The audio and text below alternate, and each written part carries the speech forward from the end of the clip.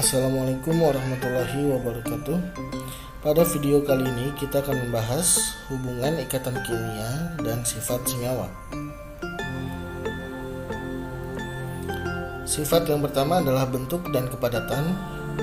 Untuk senyawa dengan ikatan ionik cenderung akan berbentuk padat dan bersifat rapuh. Sedangkan untuk senyawa dengan ikatan kovalen kebanyakan atau umumnya adalah berbentuk gas. Sedangkan untuk senyawa dengan ikatan logam kebanyakan akan berbentuk padat dan umumnya akan bersifat keras.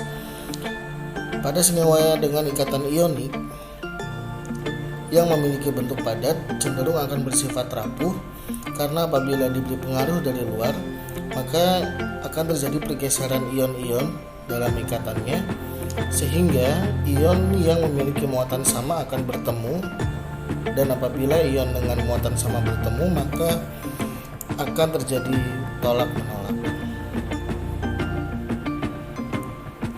Sedangkan untuk senyawa dengan ikatan kovalen karena umumnya berbentuk gas, apabila diberikan pengaruh dari luar maka akan cenderung terhampirkan. Sedangkan untuk senyawa dengan ikatan logam apabila diberi pengaruh dari luar maka akan cenderung keras, tetap keras dan tidak hancur, namun bersifat dapat ditempa karena pergeseran yang terjadi tidak merubah susunan awan elektron yang ada di dalamnya, sehingga cenderung tetap bersifat keras dan dapat dibentuk.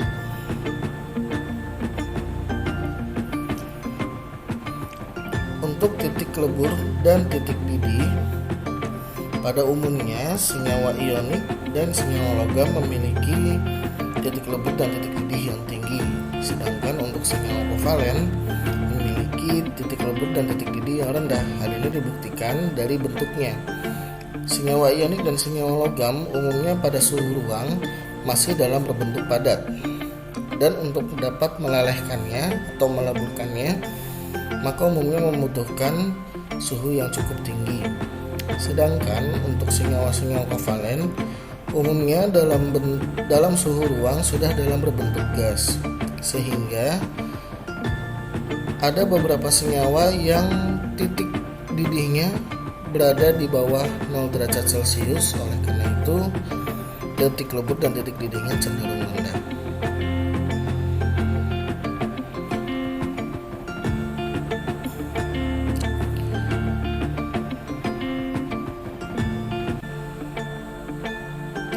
Pada ilustrasi ini sebelumnya dapat kita lihat bahwa senyawa dengan ikatan kovalen sebelum suhu 0 derajat Celcius sudah berbentuk gas, sedangkan untuk senyawa ionik dan senyawa logam untuk dapat berubah dari fase padat menjadi fase cair yang lebih bebas dapat bergerak membutuhkan suhu yang jauh di atas 100 derajat Celcius.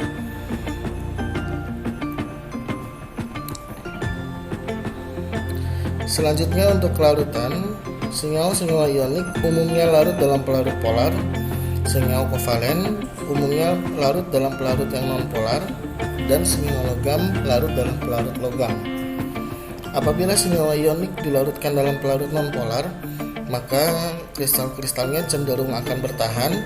Begitu juga sebaliknya, apabila senyawa kovalen yang non-polar dilarutkan dalam pelarut polar, cenderung tidak akan larut dan tetap menjadi molekulnya masing-masing.